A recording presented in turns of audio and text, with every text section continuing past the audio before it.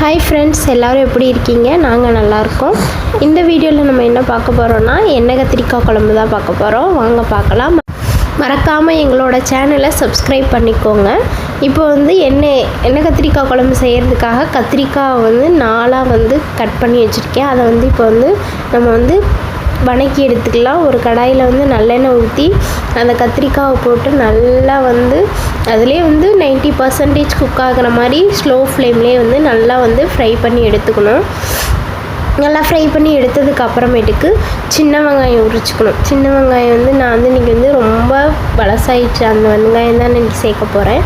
அது அப்படியே மேலே கீழே கட் பண்ணிவிட்டு வர தோலை மட்டும் அப்படியே உரித்து எடுத்துட்டு அதோட 2 பல் பூண்டு, தக்காளி, சீரகம், மிளகு இதெல்லாம் நல்லா போட்டு ஃப்ரை பண்ணிக்கணும். மசாலா இதில் சேர்க்க வேண்டாம்.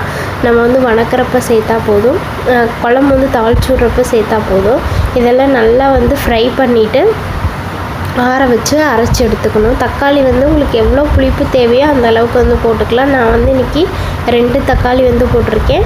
அதை நல்லா போட்டு நல்லா வணக்கி ஆற வச்சு நல்லா அரைச்சி எடுத்துக்கணும்.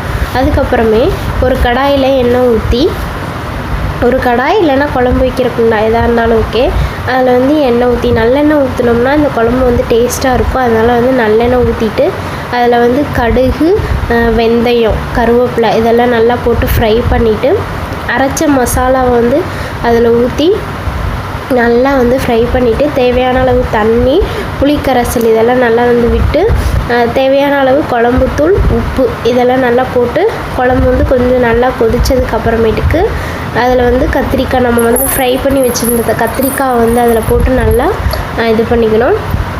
அப்புறம் தேவையான அளவு உப்பு, கொஞ்சமாக வெல்லம் இதை போட்டோம்னா குழம்பு கொஞ்சம் டேஸ்ட்டாக இருக்கும். போட்டு நல்லா கொதிக்க விட்டு எடுத்தோம்னா சுவையான எண்ணெய் கத்திரிக்காய் குழம்பு தயார். நீங்களும் ட்ரை பண்ணி பார்த்துட்டு எப்படி இருக்குன்னு கமெண்ட்ஸில் சொல்லுங்கள். இவ்வளோ நாளாக ஏன் வீடியோ போடலைன்னா எங்கள் பாப்பா கொஞ்சம் அழுதுகிட்டே இருந்தாங்க, அதனால தான் போடல.